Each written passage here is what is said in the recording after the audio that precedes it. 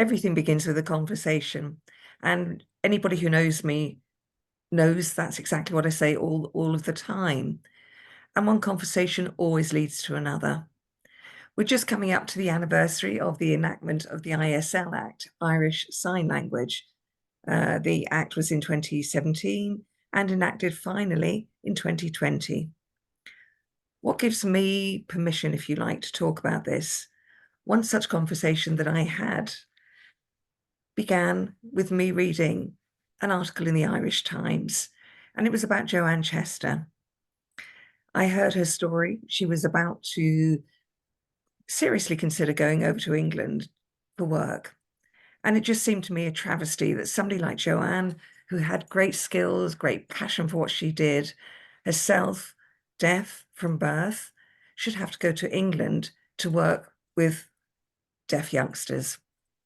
I invited her to do a TEDx. This was in 2019, and it was my first introduction, real introduction to the deaf community.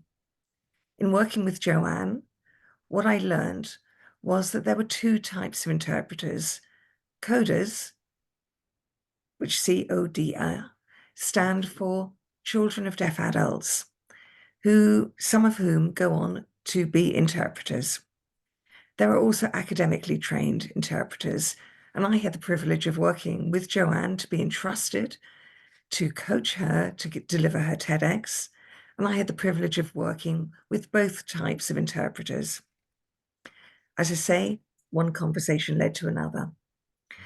The following year, another interpreter was introduced to me, Catherine White, who's interpreting here. She was introduced to me by one of my TEDx speakers, Dee Kyo. Dee was a speaker in 2020.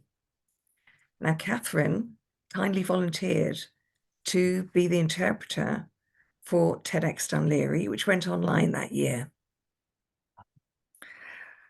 COVID, that was the year of COVID. One conversation led to another. From that date, Catherine and I discussed many, many, many things, but one of them was about how did Coda start, Coda International? And that began with a series of conversations. Through Catherine, I met with Andrew Geary, who also gave a TEDx. Andrew was in 2021. But in between times, I began a series of conversations with coders throughout the world. And what we're going to be doing in January is launching those.